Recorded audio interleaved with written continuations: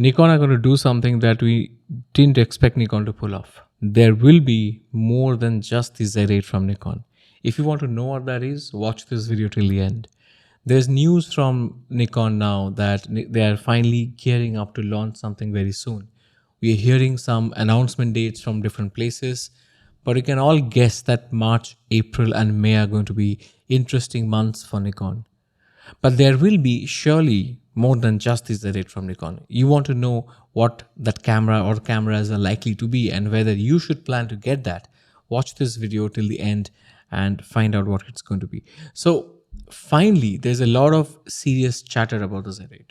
Although the jury is still out on what the Z8 is likely to be, I can confirm a few things. First, it will be called the Z8.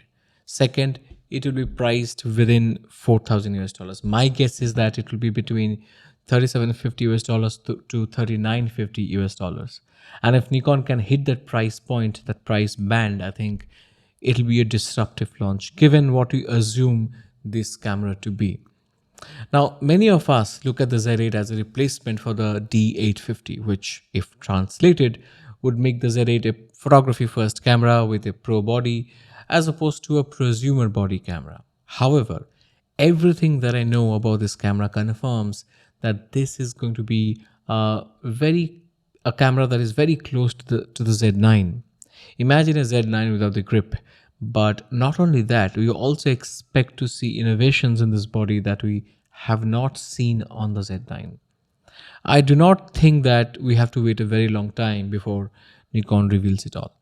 Expect the camera to hit the market sometime in the last week of April or the first week of May, unless supplies cause further delay. Now, it will be interesting to see how many of you are actually waiting for the Z8 and how many are waiting for the Z6 and Z7 Mark III. So I created a poll asking all of you this question.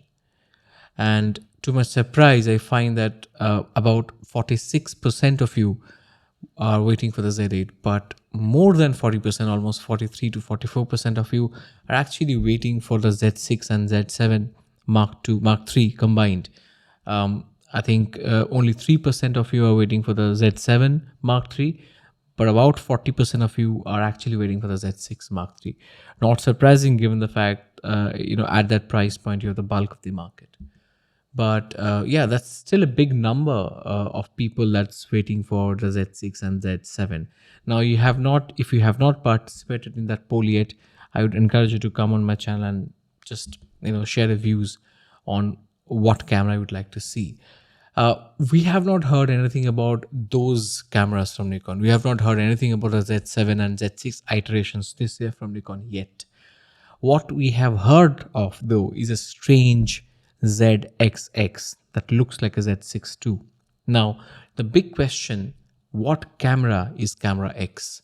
So there are a few pictures of this camera that looks like a Nikon Z6 or Z7, but it's marked XX. So this can be a test body of something on the way, possible. Some new sensor and other specs may be getting tested inside the same Z6 housing. What I can tell you is that the XX means that there are two letters in the name. So it need not be the Mark IIIs. It need not be Z6 Mark III or the Z7 Mark III. It could be a two-letter Z camera. Like it could be something else. If you follow my channel, you'd know that that the clue to what body is on the way is actually in the lens roadmap and the kind of lens releases you see happening. Now, I said about 2 weeks back that the series of full-frame pancake lenses by Nikon covering 26, 28 and 40 millimeter focal lens are not casual releases. This is solid thought-through plan. These are popular street photography focal lens. And I'm also taking note of the Nikon ZFC Black, which was launched a few months back. You know what I'm building up to, right? Yes, I was thinking that Nikon is likely to release the Nikon ZF, a full-frame, compact, classic-looking camera with the objective of making Nikon a lifestyle brand. Now, they have stuck to the ZFC experiment. They did just launch the ZFC Black again a few months back, and now I can finally tell you that there are whispers that The Nikon ZF is not a myth. Yeah, it's not a myth. It's real, and Nikon is seriously toying with the idea. Now, whether they finally launch it in the market or not will depend on their assessment of how big the ZF market is likely to be. Nikon is currently checking if the ZF will be a success in the market or not. They're researching to find out what kind of market there will be for this camera. And I would want you to show interest in the ZF by making a call to your local camera shop and asking them for the ZF. Why not? Because I think we need that variety in the Nikon lineup. I for sure I'm very interested to see that camera come out. I wanted to use the same ZFC body, make it a little bit thinner, thicker maybe, and put in the IBIS. It doesn't have to be as effective as the Z9 or the Z8 or the Z6, Z7, but you have 3 to 4 stops of IBIS in that bodybuilding. It's going to go a long way in making it a great street photography, lifestyle, and casual photography camera, and that to full frame.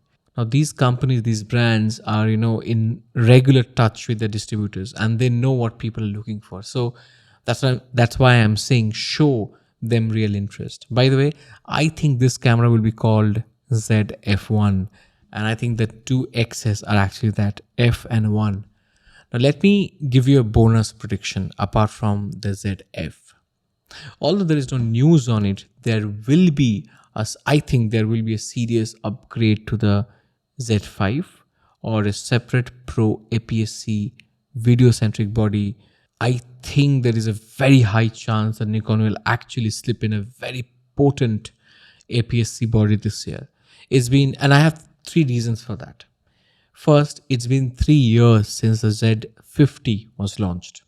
Second, a wide-angle power zoom lens is on the roadmap for a while, and it's going to be launched very soon. Third, recently Sigma came into the Z mount, and they entered the Z mount with their APS-C Trinity, the 30mm, the 16mm, and the 56mm. Of these, I love the 56 1.4 from Sigma because I have it for the Fuji X mount. This is the tiniest 85mm f2 equivalent. It's fast, well built, and produces excellent picture quality. So there you go. 2023 is going to be a massive year for Nikon cameras. I know that the Z6 and the Z7 will also be launched this year as well. It's been a while. I'm expecting them to come sometime in the second half, the Z6 and Z7 Mark III bodies. We will get the Z8 first and then move to the ZF and possibly then the Z50 Mark II or something else like a Z70. But I think it's going to be a Z50 Mark II. And then we will see Nikon come up with the Z6s and the Z6 and Z7s. So, all right, let me know what you think. If you are still here, then please subscribe and I'll see you very soon with another one. I think it takes no money to subscribe or like this video if I've liked it. So please do me the favor. See you very soon.